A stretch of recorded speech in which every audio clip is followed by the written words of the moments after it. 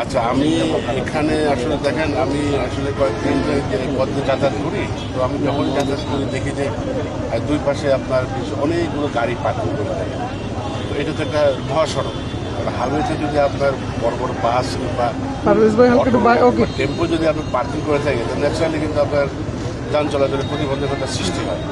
তো আমাদের এত বড় একটা আপনার বাস স্ট্যান্ড ভিতরে আছে, যেখানে সমস্ত বাসগুলো, আমি যেটা সেখানে শুনলাম যে 400 গাড়ির সংকুলন হয়। তো এখন এটার ভিতরে এত খারাপ অবস্থা, এটা যদি আমরা সংস্কার করতে পারি, তো হয়তো বা এই বাসগুলো দিয়ে পার্কিং হচ্ছে, এটা হয়তো বা আপনার রাস্তায় পার্কিং হবে না, ভিতরে ওনারা স্থান সংগ্রহণ হলে ভিতরে স্থান সংগ্রহণ করতে পারবে।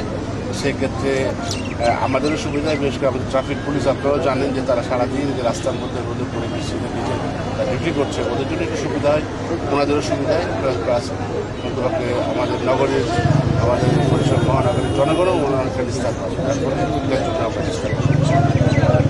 ইতিমধ্যে আমরা জানি যে স্যার এটা হচ্ছে নগর ভবনও কিন্তু এখানে আসার কথা রয়েছে। আমি অলরেডি এটা নিয়ে আমি দায়িত্ব নেওয়ার পরে, আমি যে গত 7 দিনের দায়িত্ব নিয়েছিলাম, দায়িত্ব নেওয়ার পরে আমি অলরেডি এটা নিয়ে কিন্তু বর্তমানে যে আপনার আমাদের সিটি কর্পোরেশনের যে প্রশাসক রয়েছেন, ওনার সাথে আমি অলরেডি টেলিফোনে দুবার কথা বলেছি।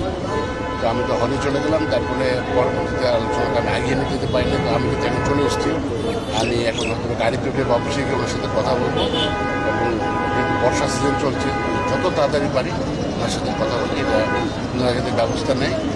যেহেতু নগর ভবন এখানে আসবে, নিশ্চয়ই ওনারা একটা ব্যবস্থা করবেন। আমাদের ওনারা বললো যে পাশে একটা পুকুর আছে, এটা যদি ওনারা একবার করে নিতে পারেন নগর ভবন, ওখানে বাস স্ট্যান্ডে নিশ্চয়ই একটা বিকল্প ব্যবস্থা করবেন।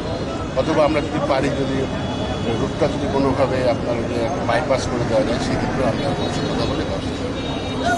নিষিদ্ধ দল আওয়ামী লীগের 23 তারিখকে কেন্দ্র করে যে গত ধরেন প্রায় সপ্তাহখানেক ধরে আমরা প্রতিরোধমূলক ব্যবস্থা নিয়ে যাচ্ছি। বিশেষ করে আমরা যেখানে খবর পাচ্ছি নাশকতার আশঙ্কা থাকে, আমরা খবর পেলে সেখানে আমাদের অভিযান অভিযান চলছে, এবং অনেকেই গ্রেপ্তারও হয়েছে।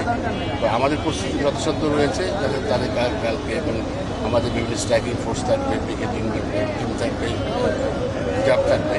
আমরা আশা করছি যে ইনশাল্লাহ আমরা একটা নাশকতামূলক, বিশেষ করে মহানগরীর যাতে জনগণের যাতে কোনো সমস্যা না হয়, কোনো বিভ্রান্তি বা অন্য কোনো সমস্যা না হয়, আমরা আশা করছি যে সুস্থিরভাবে। ঠিক আছে।